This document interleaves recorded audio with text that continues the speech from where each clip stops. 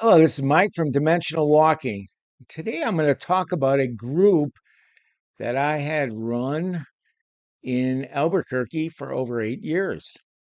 So in 2003 and 2004, I started developing a group with a group of people that lived in the Albuquerque area. Okay, all of us were interested in UFOs, paranormal, alien abductions, cryptids, etc. So we just kind of got together. Uh, Gloria Hawker, uh, Norio Hayakawa. Those are two couple of the folks that I developed it with, and there was probably about four or five others that kind of came and went with the group. And so, anyways, we got together, did some meetings at our homes, and all of a sudden we said, "Hey, let's do this on a more formal basis." So we went out looking for a area we could meet. We could bring people in from all over the country and speak to a group of people. And so we started. And so we started at a library that was only down the street from the famous Sandia Labs and the Kirtland Air Force Base. And so we believe we actually got people from the Air Force Base to come over and sit in the back there. They look kind of suspicious, like they were agents of the government, and I think some were. It was always pretty much a running uh, fun thing to talk about during the meetings. But anyways, so I ran it for about 8 years with the help of a good committee of people who helped me, get speakers in, um, to, kind of manage the traffic, people coming and going, etc., bringing treats, just really enjoying. We all enjoyed ourselves a whole lot during the 8 years I was there, and today I passed it off to Richard Smith and his wife and some other people. They have a committee also that also help out. So, anyways, it's still going, and I really appreciate that Richard picked up the reins and carried it on going forward. So that's great. Anyways, one of the things I want to talk about is once a month, approximately, we would go ahead and have a sharing meeting where people would come in with their information and they would share members of their experiences, and we really enjoyed that because I was shocked to find out how many people had some really amazing, interesting information. And by the way, we had in the group we had about six, I think it was very close to 700 members. And on any given month, we would have probably anywheres on a low end, probably 75, and on a high end, probably 175 people, almost 200. Sometimes we had a couple times where we had over 200 when we had speakers like Travis Walton, who came twice, and also like Clifford Stone. And then we were really stretching our limits as far as the seating capacity and the legal fire marshal type capacity also. And I think one time we actually got thrown out, which was kind of sad. But anyways, bottom line is it was a great group. And then, like I said, once a month we'd go ahead and we'd let it open to the people would come up to the front and then speak to the group and tell them about their own personal experiences. And I just wanted to share a few of them today here, and just briefly, not the deep dive, details of what they said, but just to give you some kind of idea on what was going on at that time in Albuquerque and surrounding areas, of course. So, one of the members came up and was talking about had what that person said was two powerful UFO sightings.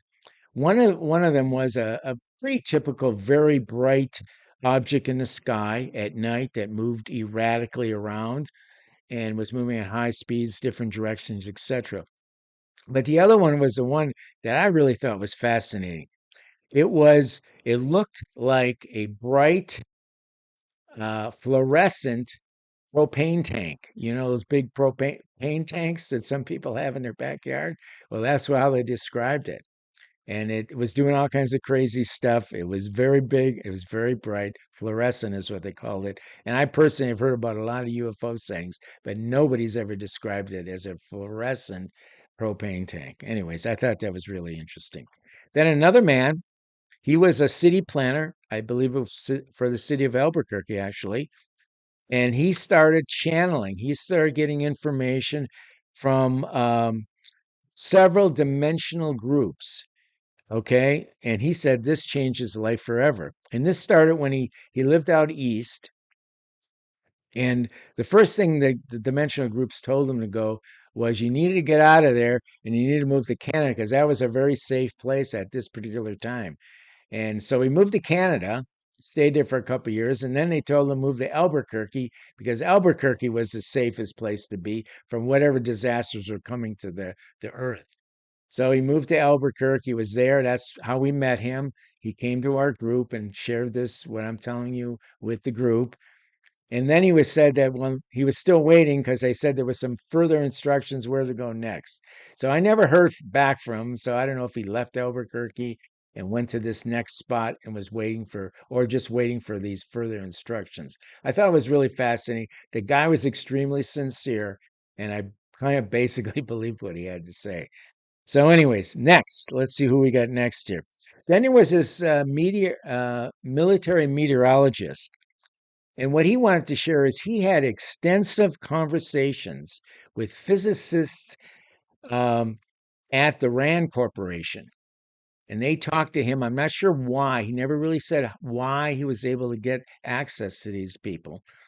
But apparently, he showed me later he had some kind of a clearance through the RAND Corporation, and he was able to talk to them. And they pretty much convinced him in what they showed and talked to him about that UFOs were real and they were being flown by extraterrestrials. Okay, so that was his convincing moment when he talked to these physicists at the RAND Corporation. Next, there was a weather spotter, a local weather spotter that I believe worked at the um, local, uh, either local airfield, which would have been the Albuquerque Airport. I think it was Sunport, I think it was called. He was a weather spotter. I'm not too sure what a weather spotter exactly does, but I think they work a radar.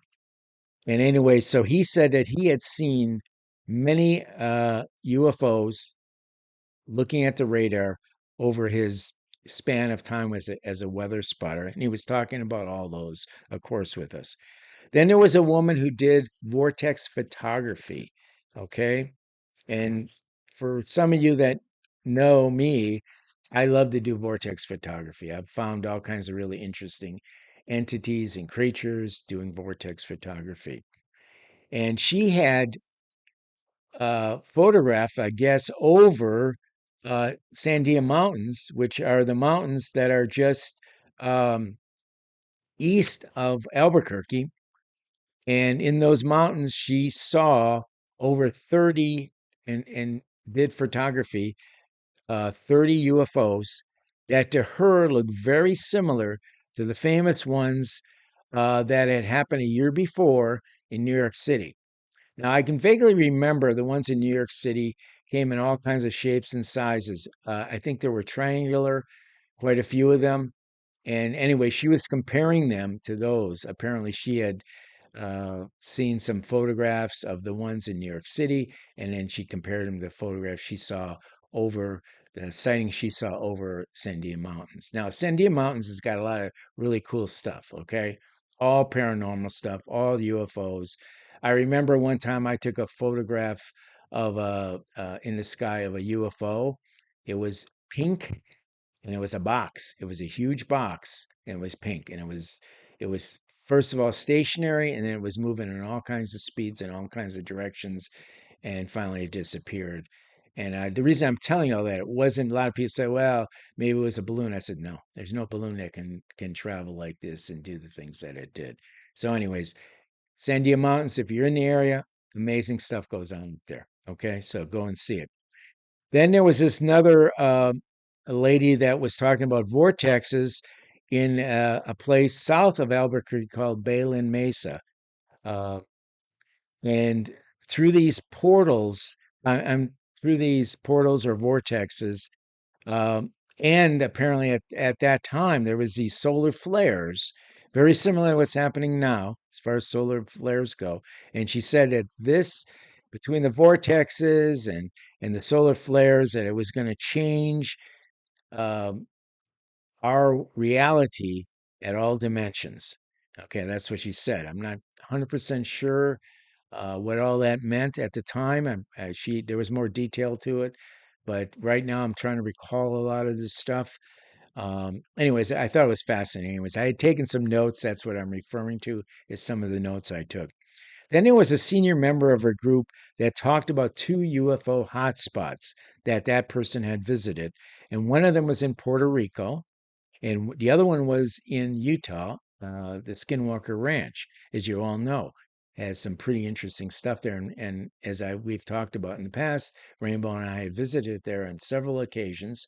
Once when we actually lived in Utah, and we had some really interesting things there at Skinwalker Ranch. And you want to listen to some other videos, give you some really interesting detail. We did see a UFO there uh, on one of our visits there. It was pretty spectacular. Then there was another person that talked about when she was 2 years old. I don't know how she remembers this. When she was 2 years old, she um, was going to run away from home. And she claimed she did. She ran away from home. And they found her parents found her down the street in some person's garden, just hanging there for quite a few hours, actually, it turned out to be. And she remembers the whole thing as feeling very strange and very cosmic in feeling. And and she remembers seeing big-eyed, strange beings. Okay. And that was her contribution for that day. Then, last but not least, I want to tell you about another one of the members, and happened to be a friend of mine. His name is Hank Warbits. And Hank, I did not realize until the time he spoke that he was this really intense UFO investigator. He was pretty quiet. He was there at many of the meetings. He would just sit there and maybe ask a question or two, but never knew that he was this intense of a UFO investigator. Well, anyways, he came to tell us that he just wrote this 622-page book and it was called Reflections of a UFO Investigator. Okay. And I believe somebody else wrote a book with the same title, which was kind of weird. I never did get a chance to ask him about that, but they were both identically the same title. I think the guy's name was Kevin Randall. I think that was his name, and he wrote a similar book. Obviously, the title was very similar. But anyways, bottom line was it is a great book and talks about his personal experiences, talks about people he had talked to and interviewed, talks about his wife who had some really tough encounters with like MIBs and government agents and everything, and he always kind of her suffering he always felt guilty about because the simple fact he was the guy that was really the intense investigator and not his wife, but it seems like everybody was after his wife. So it was a really crazy story, and really some interesting stuff. So if you get a chance, it's Reflections of a UFO Investigator, and this particular author was called Warbits. So anyways, so that was it. I just wanted to share that with you. I thought it was some interesting stuff. And I just wanted to show you that there is plenty of people out there have plenty of experiences, because almost everybody that was members of their group, of course, they were attracted together because they have a common goal or a common feeling or a common passion that they want to share. And it was in a very safe setting. We were all very much interested in the same subject matter. So, anyways, with that said, we'll see you again next time. Bye bye.